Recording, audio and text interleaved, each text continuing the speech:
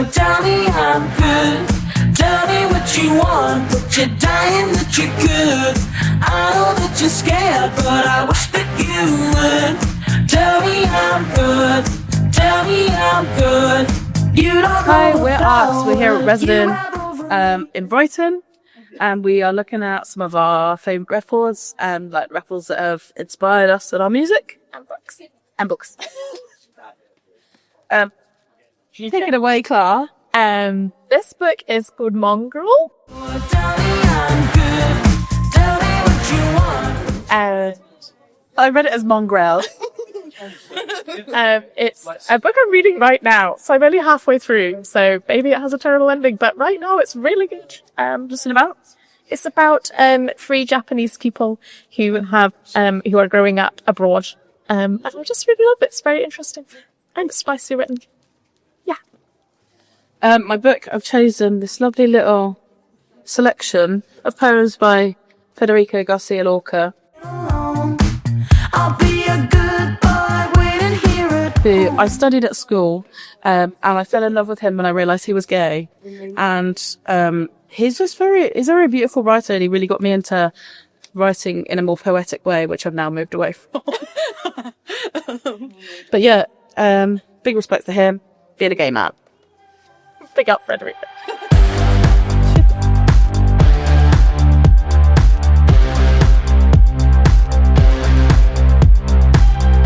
It's a lot like sacrifice.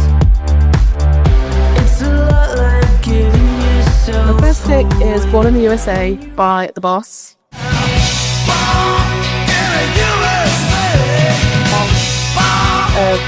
Fave song is I'm on Fire. It's just his songwriting. I go back to it every time I feel stuck. Is the best song, well, one of the best songwriters who ever lived, and it's got a lovely tush. Does that inspire you? Of course, more than the Suns. Slightly different vibe. I've gone for Mika, Life in Cartoon Motion.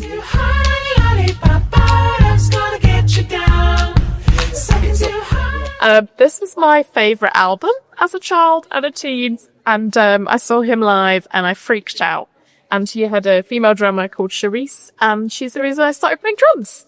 And I think Lollipop's got to be my fave on there. I would have picked a Westlife vinyl, but they don't exist here. Sadly, love Resident, but that's the one thing they could improve on. I would buy the entire back catalogue of vinyl, but I've gone for Michael Kiwanuka. Born again, born again. He has the voice of an actual angel, and pretty much the entirety of my time when I'm at home, when I'm cooking, when I'm doing anything, chilling, Michael is with me. I love him so much. He just makes me happy. It's everything he does. I've gone for Boy Genius, Bite the Hand.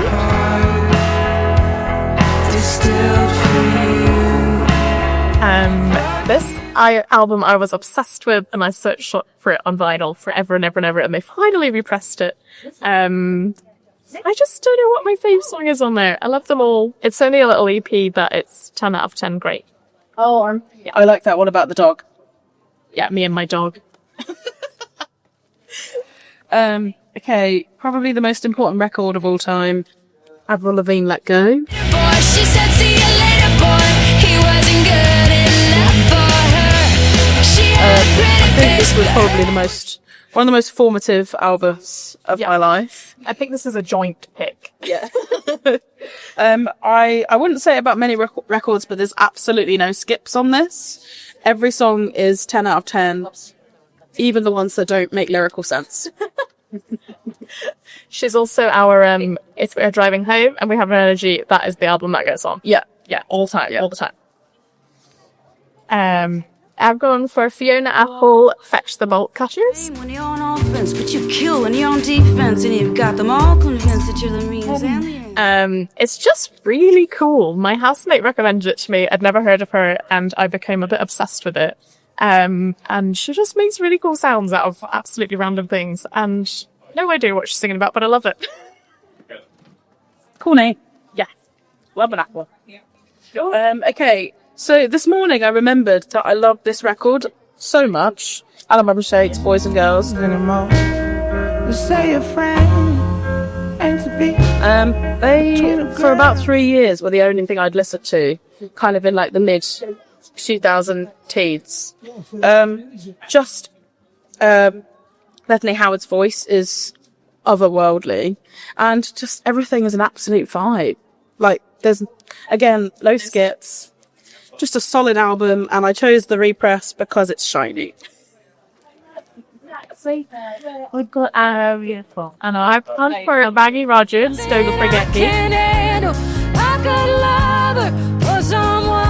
Yeah, fantastic time for her hair there. Yeah, she is thriving in the hair world. And all the time, to be honest. I just love her. I think she's one of the best artists I've ever seen live. She has an insane voice. She just has a really good knack for writing songs. And this isn't my favourite album from her, but it's the only one they had. So we've gone for it. It's still great. Still love it. Yeah. I think she's one of those rare artists where she's better. Like, the records are amazing, but she's even better live. Yeah. Yeah. 10 out of 10. My final pick, I've gone for Haim, Women in Music Part 3.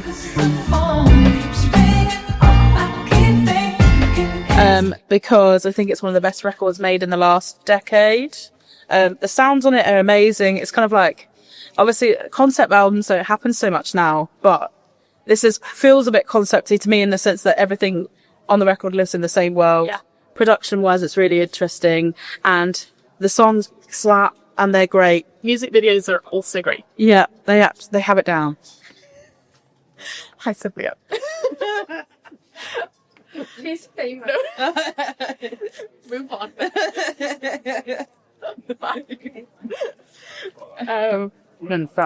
I've also gone for Haim. This is Days Are Gone.